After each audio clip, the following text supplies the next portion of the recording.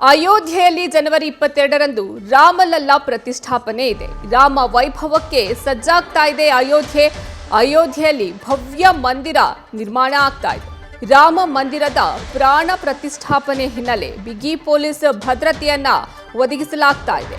ಪ್ರವಾಸಿಗರಿಗೆ ಭಕ್ತಾದಿಗಳಿಗೆ ಬೇಕಾದ ಮೂಲ ಸೌಲಭ್ಯಗಳ ಸಹ ವ್ಯವಸ್ಥೆಯನ್ನ ಇಲ್ಲಿ ಮಾಡಲಾಗ್ತಾ ಇದೆ. ದಿನನಿತ್ಯ 50,000ದಿಂದ 1,00,000 ಜನ ಭೇಟಿಗಾಗಿ ವ್ಯವಸ್ಥೆಯನ್ನ ಮಾಡಲಾಗಿದೆ. ಇಲ್ಲಿ ರಾಮ ಜನ್ಮಭೂಮಿ ಅಯೋಧ್ಯೆಯಿಂದ ನಮ್ಮ ಪ್ರತಿನಿಧಿ ಚಂದ್ರಮೋಹನ್ ಅವರು ಗ್ರೌಂಡ್ ರಿಪೋರ್ಟ್ ಅನ್ನ ಕೊಟ್ಟಿದ್ದಾರೆ, ನೋಡೋಣ. ನ್ಯೂಸ್ ಫಸ್ಟ್ ಕನ್ನಡ ತಂಡ ಈಗ ಉತ್ತರ ಪ್ರದೇಶದ ಅಯೋಧ್ಯೆಯಲ್ಲಿದೆ. ಅಯೋಧ್ಯೆಯಲ್ಲಿ ದಿವ್ಯ ಭವ್ಯ ರಾಮ ಮಂದಿರದ ನೆಲಮಹಡಿಯ ನಿರ್ಮಾಣ ಕಾರ್ಯ ಬಹುತೇಕ ಪೂರ್ಣಗೊಂಡಿದೆ. ಜನವರಿ 22ನೇ ತಾರೀಕು ನೆಲಮಹಡಿಯ ಉದ್ಘಾಟನೆಯನ್ನು ಪ್ರಧಾನಿ ಮೋದಿ ಅವರು ನೆರವೇರಿಸಲಿದ್ದಾರೆ. ನೆಲಮಹಡಿಯ ಗರ್ಭಗೃಹದಲ್ಲಿ ಬಾಲ ರಾಮನ ವಿಗ್ರಹವನ್ನು ಕೂಡ ಪ್ರತಿಷ್ಠಾಪನೆಯನ್ನು ಮಾಡಲಾಗುತ್ತೆ. ರಾಮ್ಲಲ್ಲನ ಪ್ರಾಣ ಪ್ರತಿಷ್ಠಾಪನೆ ಜನವರಿ 22ರಂದು ನಡೆಯಲಿದೆ.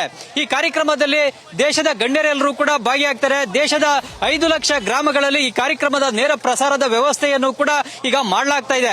ಈಗಲೂ ಕೂಡ ಅಯೋಧ್ಯೆ ರಾಮ ಮಂದಿರದ ದರ್ಶನಕ್ಕಾಗಿ ದೇಶದ ಎಲ್ಲೆಡೆಯಿಂದ ಜನ ಬರ್ತಾ ಇದ್ದಾರೆ. ಮುಖ್ಯವಾಗಿ ಈಗ ರಾಮ್ಲಲ್ಲನ ದರ್ಶನಕ್ಕೆ ಬರುವಂತಹ ಜನರಿಗಾಗಿ ಸಾಕಷ್ಟು ವ್ಯವಸ್ಥೆಯನ್ನು ಮಾಡಲಾಗ್ತಾ ಇದೆ. ಇಲ್ಲಿ ಮುಖ್ಯವಾಗಿ ತಾವು ನೋಡಬಹುದು, ಇಲ್ಲಿ ಈ ಭಾಗದಲ್ಲಿ ಮುಖ್ಯ ರಸ್ತೆ ಇದೆ. ಮುಖ್ಯ ರಸ್ತೆಯಿಂದ ದೇವಸ್ಥಾನಕ್ಕೆ ಬರಲಿಕ್ಕೆ ಬೇಕಾದಂತಹ ಕಾರಿಡಾರ್ ಅನ್ನ ಈಗ ಹೊಸದಾಗಿ ನಿರ್ಮಾಣವನ್ನ ಮಾಡಲಾಗಿದೆ.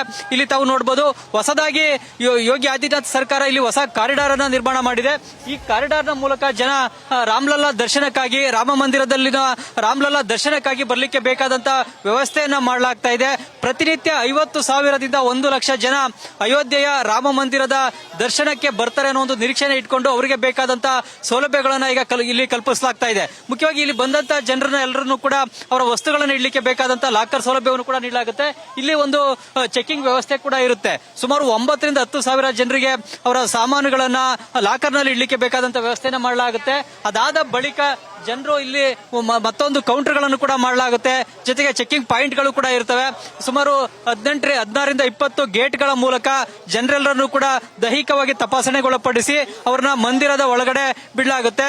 ಮಂದಿರದ ಬಳಿ ಹೋಗಿ ಜನರು ಗರ್ಭಗೃಹದಲ್ಲಿರುವ ರಾಮ್ಲಲ್ಲನ ದರ್ಶನವನ್ನು ಪಡ್ಕೊಂಡು ಇದೇ ಮಾರ್ಗದಲ್ಲಿ ವಾಪಸ್ ಬರಲಿಕ್ಕೆ ಬೇಕಾದಂತಹ ವ್ಯವಸ್ಥೆಯನ್ನು ಕೂಡ ಮಾಡಲಾಗುತ್ತೆ. ಇಲ್ಲಿ ಒಂದು ಭಕ್ತಾದಿಗಳ ಸೌಲಭ್ಯ ಕೇಂದ್ರವನ್ನು ಕೂಡ ನಿರ್ಮಾಣವನ್ನು ಮಾಡಲಾಗ್ತಾ ಇದೆ.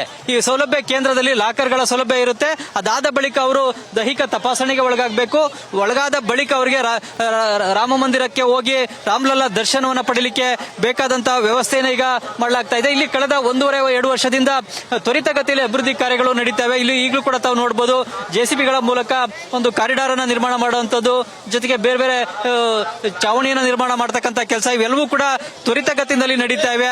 ಈಗ ಯೋಗಿ ಆದಿತ್ಯನಾಥ್ ಸರ್ಕಾರ ಅಯೋಧ್ಯೆ ಅಭಿವೃದ್ಧಿಗಾಗಿ ಹೆಚ್ಚಿನ ಆಸಕ್ತಿಯನ್ನು ವಹಿಸ್ತಾ ಇದೆ ಮತ್ತು ತ್ವರಿತಗತಿಯಲ್ಲಿ ಅಭಿವೃದ್ಧಿ ಕಾರ್ಯಗಳು ನಡೆಯುವಂತೆ ಮಾಡ್ತಾ ಇದೆ. ಜೊತೆಗೆ ರಸ್ತೆಗಳೆಲ್ಲವನ್ನೂ ಕೂಡ ಹೊಸದಾಗಿ ಈಗ ನಿರ್ಮಾಣವನ್ನು ಮಾಡಲಾಗ್ತಾ ಇದೆ. ಈ ಮೊದಲು ಅಯೋಧ್ಯೆಯಲ್ಲಿ ಯಾವುದೇ ಅಭಿವೃದ್ಧಿ ಕಾರ್ಯಗಳಿರಲಿಲ್ಲ. ಆದ್ರೆ ಈಗ ಎಲ್ಲ ಅಭಿವೃದ್ಧಿ ಕಾರ್ಯಗಳನ್ನು ಕೂಡ ಸಮರೋಪಾದಿಯಲ್ಲಿ ನಡೆಸಲಾಗ್ತಾ ಇದೆ. ಮುಖ್ಯವಾಗಿ ಜನವರಿ 22ನೇ ತಾರೀಕು ಅಯೋಧ್ಯೆಯ ರಾಮ ಮಂದಿರದಲ್ಲಿ ರಾಮ್ಲಲ್ಲನ ಪ್ರಾಣ ಪ್ರತಿಷ್ಠಾಪನೆ ನಡೆಯುತ್ತೆ. ಅದಾದ ಬಳಿಕ ದೇಶದ ಎಲ್ಲಾ ಕಡೆಯಿಂದಲೂ ಕೂಡ ನಿತ್ಯ 50,000ದಿಂದ 1,00,000 ಜನ ಭಕ್ತಾದಿಗಳು ಬರೋದ್ರಿಂದಾಗಿ ಅವರಿಗೆ ಬೇಕಾದಂತಹ ಎಲ್ಲಾ ಸೌಲಭ್ಯವನ್ನು ಕಲ್ಪಿಸುವಂತ ನಿಟ್ಟಿನಲ್ಲಿ ತ್ವರಿತಗತಿನಲ್ಲಿ ರಸ್ತೆಗಳ ನಿರ್ಮಾಣ, ಚರಂಡಿ ನಿರ್ಮಾಣ, ಜೊತೆಗೆ ಭಕ್ತಾದಿಗಳಿಗೆ ಬೇಕಾದಂತಹ ಸೌಲಭ್ಯವನ್ನು ಕಲ್ಪಿಸತಕ್ಕಂತ ಕೆಲಸ ಕಾರ್ಯಗಳು, ಕಾಮಗಾರಿಗಳು ಎಲ್ಲವೂ ಕೂಡ ಈಗ ತ್ವರಿತಗತಿನಲ್ಲಿ ನಡೀತವೆ. ಈಗ ದೇಶದ ಎಲ್ಲಾ ಜನರು ಕೂಡ ಜನವರಿ 22ನೇ ತಾರೀಕು ಅಯೋಧ್ಯೆಯ ಭವ್ಯ ದಿವ್ಯ ರಾಮ ಮಂದಿರದ ಗರ್ಭಗೃಹದಲ್ಲಿ ರಾಮ್ಲಲ್ಲನ ಪ್ರಾಣ ಪ್ರತಿಷ್ಠಾಪನೆಗಾಗಿ ಈಗ ಕಾಯ್ತಾ ಇದ್ದಾರೆ.